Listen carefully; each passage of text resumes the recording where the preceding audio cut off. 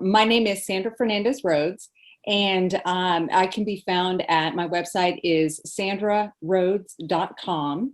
And I'm also can be found on Twitter at sfrhoads, Rhoads, author, and then also on Instagram at sfrhoads author.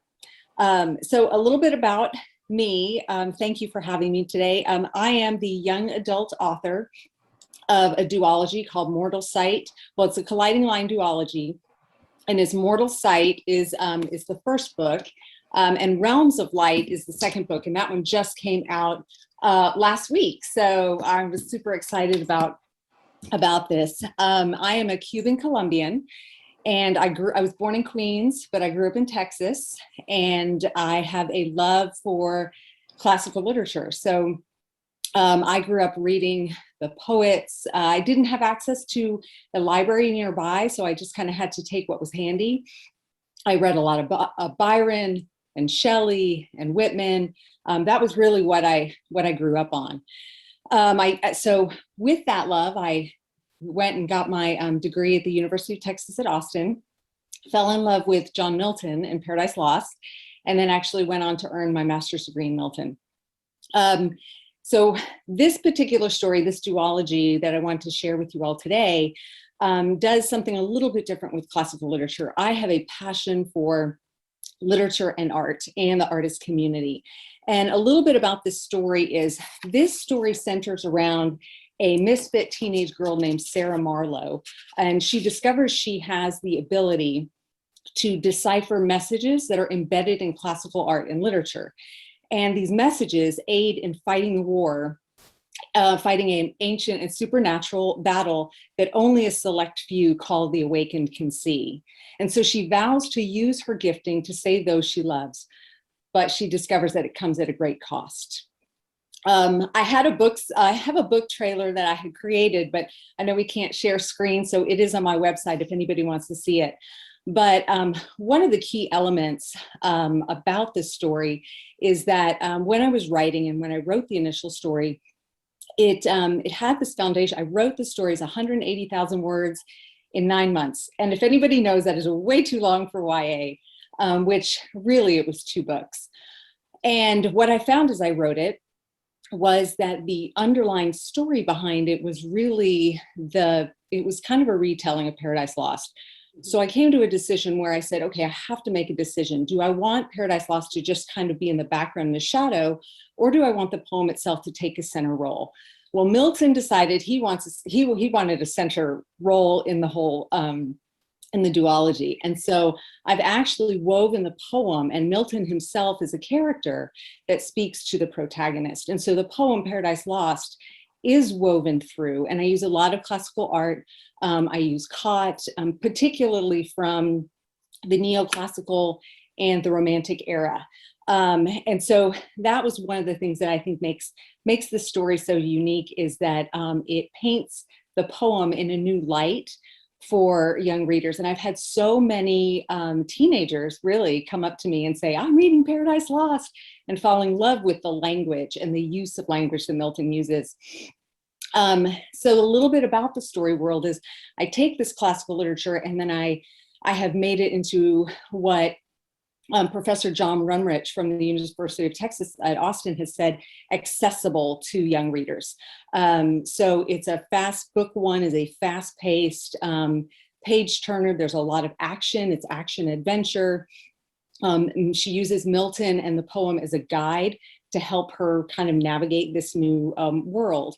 And the world centers around a group of artists, and she goes into an artist community, and they use their artistic gifts, and their art is what kind of helps them fight the war. So they study a lot of classical literature, but then they're also creating their own art, and this art will help aid individuals in future battles. So it's cyclical in a way. And so Hesperian, in book 1, Hesperian is like a coffee house sort of meeting place where the kids gather. And again, they have different giftings that they use to help fight the war. So we call them bents in the book. So a healer, a caretaker, a guardian, a blade, and a seer are the 5 main giftings in the book. One of the things that I have done is particularly the whole mythology really centers around this idea of shifts. I had to go, okay, so how would, if there's an invisible war, how would it be represented and shown in today's world? Because it is an urban fantasy. And so one of the things I thought was, okay, artists and particularly classical artists, and if you look back, there have been some major shifts in the art history. So Renaissance, you have the birth of a lot of explosive art at that point. And that really was like, okay, that was when the battles began. And then you have the shift between neoclassical art and romantic art. And that's where I'm like, okay, that could be potentially, that's really what I use a lot of neoclassical art and romantic art, John Martin, Delacroix, Cott, Fuseli. I use a lot within. And what's fascinating is I twist it so that the teens go through, I have on my website, I have a gallery. It has all the artwork on there. And then also has links to talk a little bit more about the artists. And so I just believe, and part of the reason why I'm passionate about this is, one, I have a love for classical literature, and I hear a lot of kids today, I have teens, they don't necessarily want to read the classics, but they don't understand the beauty in the language and the visual imagery, and really that the structure that it can provide when either creating your own art or reading modern works. A lot of modern works are retellings of something. And so my hope was that this series, this duology, would help them look at classical art and classical literature in a different way, and appreciate, oh wow, they have kind of gone before and set the path, which is really in an allegorical way what they have done. And so the story itself is somewhat of an allegory, but it's been, I have, and I love talking to teens about encouraging them to use their gifts, especially writing, which is what the story is about. Really the focus and theme is on identity and community. So finding your place, but then using your gift and having to use it within a community, not an individual. Wow. And my protagonist makes a lot of mistakes, but she learns to grow through that, and in the end discovers that really she can only accomplish what she needs to within the community. She cannot do it on her own, which is a major growing point for her.